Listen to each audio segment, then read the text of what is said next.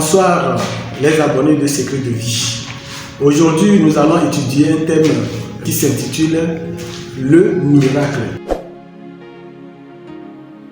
Nous allons essayer de définir ce que c'est que le miracle.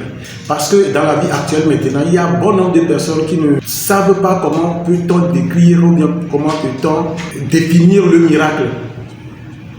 Maintenant, c'est ce qu'on va voir ici maintenant. Parce que il va ainsi aux gens qui ne savent pas la différence des miracles. Est-ce que le miracle, ça vient du Dieu seulement ou bien ça vient des autres petits dieux? Est-ce que c'est seulement chez la religion chrétienne qu'on peut trouver les miracles ou soit on peut trouver les miracles chez les autres religieux? C'est ça qu'on va essayer de décortiquer ici. Donc retenez simplement que le thème d'aujourd'hui c'est le miracle. Maintenant, qu'est-ce que c'est qu'un miracle? De façon générale, le miracle, c'est ce qui arrive que notre yeux n'arrive pas, bien notre pensée n'arrive pas à déceler, n'arrive pas à comprendre. Le miracle, c'est ce qu'on ne peut pas imaginer, mais qui arrive.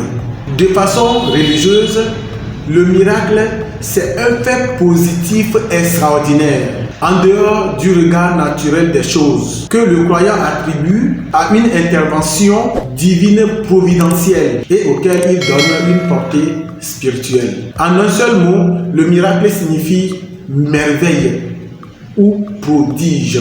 Le miracle ou merveille ou prodige ne se produit pas au hasard.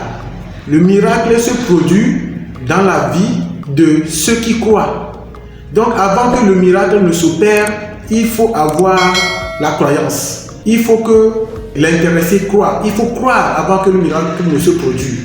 Si nous regardons dans Jean chapitre 11 verset 40, Jésus a dit à Marthe, Marthe est la sœur de Lazare. En ce moment, Lazare était mort. Or, Lazare était l'ami de Jésus-Christ. Donc, Jésus a dit à Marthe que ne t'ai-je pas dit que si tu crois, tu verras la gloire de Dieu? C'est dans Jean 11 verset 40. Parce que Lazare était mort, ça fait banalement 3 jours avant que Jésus n'arrivait. Donc Marthe, pour elle, Lazare commençait par se sentir. Ça sentait mauvais. Donc pour elle, Jésus ne peut plus faire de miracle là-bas. Mais Jésus nous interpelle pour nous dire que si tu crois, tu verras la gloire de Dieu. Donc il faut d'abord croire avant que le miracle ne se produise. Donc Jésus a dit ça à Marthe d'avoir cette croyance à cette parole. Marthe a cru. Dans Jean chapitre 11 verset 43 à 44, Jésus cria d'une voix très forte, Lazare, sors! Et le mort sortit, les pieds et les mains bandés, le visage enveloppé d'un linge. Alors Jésus leur dit, déliez-le et laissez-le aller. C'est comme ça à peu près le miracle se produit. Celui qui ne croit pas n'aura pas le miracle. Et maintenant, le miracle maintenant en son sein a plusieurs connotations et plusieurs formes. Maintenant, il nous parviennent à nous les êtres humains à différencier de quel miracle, en quel moment ça se produit.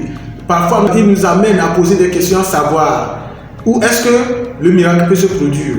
Le miracle peut se produire à n'importe où, dans les églises, à la maison, à l'école, à n'importe quand et à n'importe lieu. Même les miracles ne se produisent pas seulement chez la religion catholique ou bien la religion chrétienne. Non, le miracle peut se produire chez les musulmans, chez les bouddhistes, dans n'importe quelle croyance. Mais il faudrait avoir la foi. Mais la question fondamentale que nous allons poser et décortiquer la prochaine fois, la prochaine épisode est la suivante.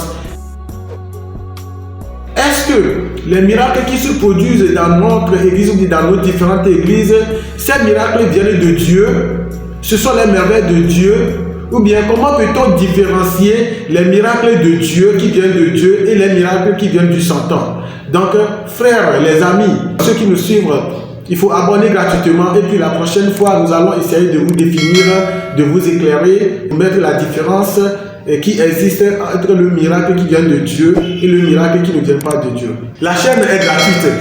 Abonnez-vous gratuitement. Et si vous avez des questions à poser, contactez-nous sur le numéro suivant 91 19 57 27 ou écrivez-nous sur notre email à tanleifalola@gmail.com. Et n'hésitez pas à laisser les commentaires. Merci beaucoup.